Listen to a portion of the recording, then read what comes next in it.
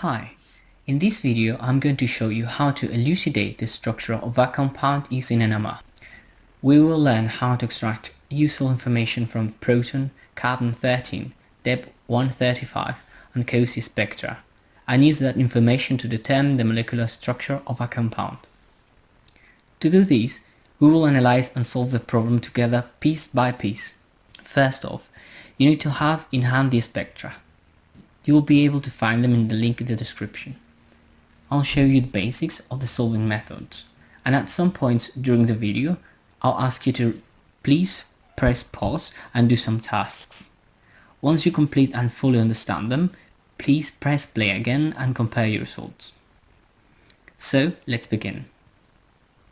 Here we see the spectra for the compound whose structure we don't know, C13H20O. Also included is the infrared spectrum, which I'll show you later.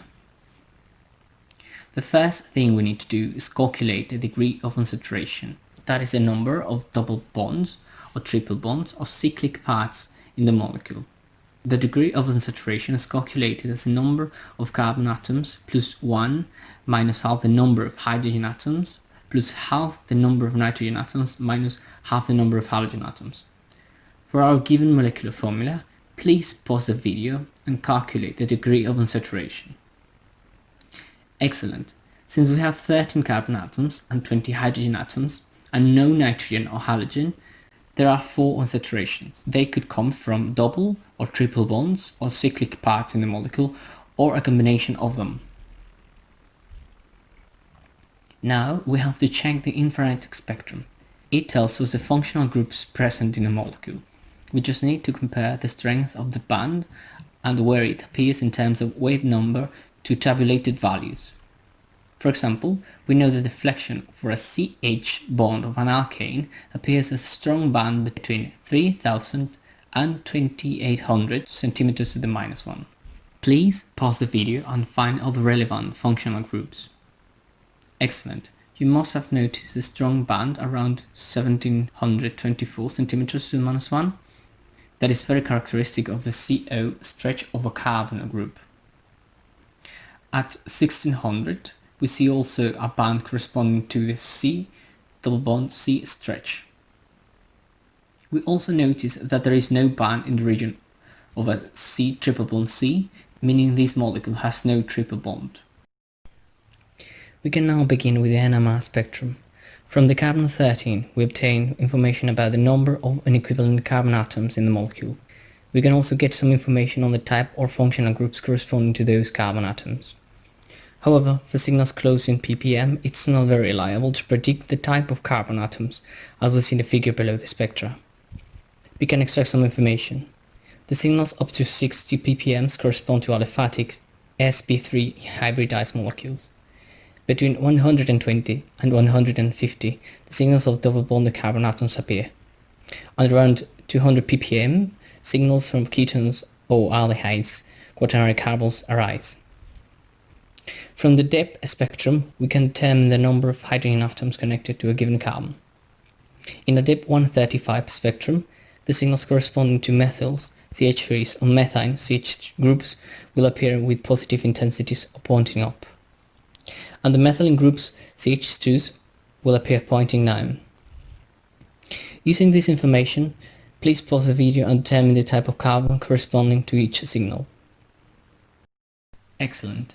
Now we want to rule out whether the signals above 120 are aromatic or vinylic. We can check this in the proton spectra. Here, we're not provided with the region between 6 and 9 ppm, meaning that this molecule doesn't contain aromatic rings. We also don't see a signal from an aldehyde proton. This means the molecule contains a ketone group instead. With this information and knowing there are 4 unsaturations in this molecule, we can guess that the last unsaturation is due to a cycle in the molecule. Then we can get into the proton NMR. First, we're going to build up a table such as the one I'm showing. We want to assign a label to each chemical shift. We then fill on the multiplicity, which will later tell us how many protons are neighbors to that signal. The letter for the multiplicity is assigned according to the pattern of that signal. In this case, A is just one line, hence the multiplicity is a singlet. We will also want to fill in the integration. This tells us the number of protons arising from that signal, in this case 3. Now please pause and fill the rest of the table with the data. Excellent. We were also provided with a COSY spectrum. COSY indicates which protons are coupled with one another in a molecule, forming spin systems. Usually when groups of protons are separated by quaternary carbons, no correlation between them will appear. To analyze this spectrum, it's quite useful to label the signals on each axis. Then we check each signal by drawing a straight line coming from the signal we're looking at. Here there are no other spectrum dots crossing with this line, meaning that proton A doesn't couple to other protons in this molecule, and it's likely they are connected to quaternary carbons. Another example would be proton K. If we draw a line coming down from it, two dots will intersect with it, one from signal H and one from proton J.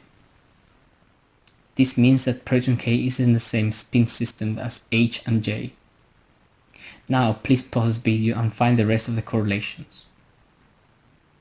Excellent. Now we have our table completed and we can start assembling the part of this molecule. But before that, there is some extra info we extracted from the previous spectra that is useful having at site. Then we begin with signal A. Its integration is 3, meaning this signal corresponds to 3 protons, which are likely from a methyl group. The fact that this signal is a singlet means it doesn't have any neighbor protons, so it's connected to a quaternary carbon. We know there are 3 quaternary carbons, one of which is a ketone. However, looking at the chemical sheet, very upfield, it's not likely this methyl is connected to the ketone. Another example would be proton C. We recall that DEPT shows there are 2 CH2 groups. However, there is only one signal that integrates the 2 protons. Protons C and D both add to 2 protons. This and the fact that both seems to have the same connectivity shows that both are connected to the same carbon atom. COSY also shows that proton C couples with proton F. Lastly, signal J appears as a doublet. The n+1 rule says that doublets are connected to only one proton neighbor, which COSY indicates is K. Now please pause and determine the rest of the assignments. Excellent. Lastly, we proceed to assemble the spin systems. These are the pieces of the molecules whose protons are interconnected and hence coupled. If we go through the table, we will find that these 4 fragments are some way connected. Proton C is coupled to proton F, which is also coupled to proton I, which is connected to a vinylic quaternary carbon. The latter is connected to a methyl group. Now, please pause the video, shape the structure of this part of the molecule, and then do the same for the other spin system. Excellent. These are the 2 spin systems for the molecule. We now see that both systems are separated by quaternary carbons. This will yield the molecule alpha ionone used in the perfume industry. I hope this helps you. If you have further questions, please comment below.